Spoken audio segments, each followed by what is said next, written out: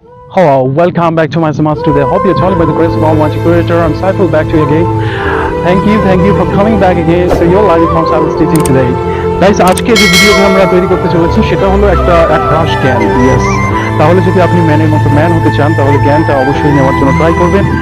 দেখো, এই মুহূর্তে যে পরিবেশে আমরা আছি সেখানে কিন্তু আমরা যে সব জিনিসগুলো দেখতে পাচ্ছি, হ্যাঁ ঠিক সেইভাবে কিন্তু আমরা প্র্যাকটিস করতে পারি, আমরা বলতে পারি এখানে কি কি জিনিস দেখতে পাচ্ছি। What things I see now on me actually. So what things, first of all, in my right side there, the water hyacinth. It's called water hyacinth at the edge of the bank. তাহলে বুঝতে পারছো এই অংশটা যেখান থেকে আমরা পাইচারি করতে পারছি এই অংশটাকে বলা হয় ব্যাংক। কি বলা হয়? ব্যাংক বলতে। ইয়েস, টাকা তোলা যে ব্যাংক, সেই ব্যাংক কিন্তু এটাও একটা ব্যাংক, বা এক কথায় আমাদের আঞ্চলিক পরিভাষায় বলি। সো এবারে এই ব্যাংক দিয়ে তাহলে আমরা কিন্তু পাইচারি করতে পারি। The bank there are finally grass, so দেখতে পাচ্ছ একেবারে খুব সুন্দরভাবে ঘাসময় এরকম আছে। এই ঘাসময় মাঠটাকে আমরা ইংরেজিতে বলবো, একটু দেখিয়ে দাও প্লিজ। ঘাসময় এই মাঠটাকে আমরা বলবো লন। কি বলবো? Lawn, LAWN. Suppose cricketers, they are playing in the playground, so there the mud is grassy, right? So grassy mud is called a lawn. So যখন ঘাসময় মাটি থাকবে তখন সেটাকে লন বলা হয়। এটা অবশ্য লন, মাঝে মাঝে ফাঁকা আছে দেখতে পাচ্ছ।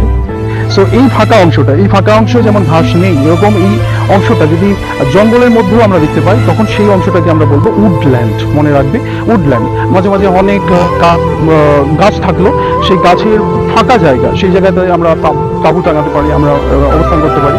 তো এরকম ফাঁকা জায়গা যদি সেটা জঙ্গলের মধ্যে হয় তখন সেটাকে বলা হয় উডল্যান্ড। সো দ্য জমি প্লিজ।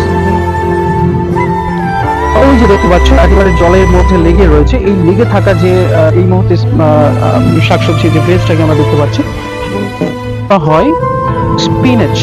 তবে এই স্পিনাচটা কিন্তু মাঠেও আছে, যে মাঠের যে স্পিনাচটা আছে পালং শাক জাতীয়, যেটা খাওয়া যায় রান্না করে। সো এটাও কিন্তু রান্না করে খাওয়া যায়, যেহেতু এটা ওয়াটারে আছে তাই এটাকে বলা হয় ওয়াটার স্পিনাচ, মনে রাখবে। So please let's go ahead. So now show towards the sky please.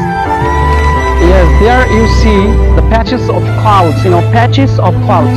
টুকরো করে এক স্থানে ওই স্থানে এরকম করে যদি মেঘ থাকে তাহলে সেটাকে patches of clouds মনে রাখবে। Please look toward the sun and show the camera. Yeah.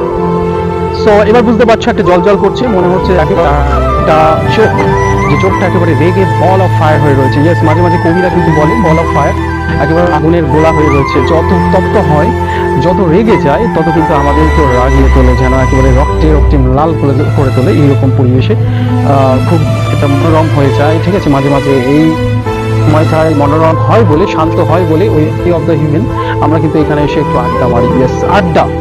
So এই আড্ডা মারা ইংরেজি এটাকে বলা হয় টেম্পোরারি লজিং, টেম্পোরারি ল। So let's go, please come here. আমরা যেটা দেখতে পাচ্ছি এটা একটা ফিশি কালচার, ঠিক আছে। এর মধ্যে অনেক মাছ করা হয়। তো এরকম ব্যবসা সূত্রে যদি জমি সেগুলো যদি আমরা এক্সকাভেট করে, আমরা যদি খনন করে সেখানে মাছ চাষের জন্য এরকম অনেক বড় যদি পুকুর তৈরি করতে পারি তাহলে এইরকম পুকুরটাকে ইংরেজিতে বলা ফিশি ল্যান্ড, মনে রাখবে।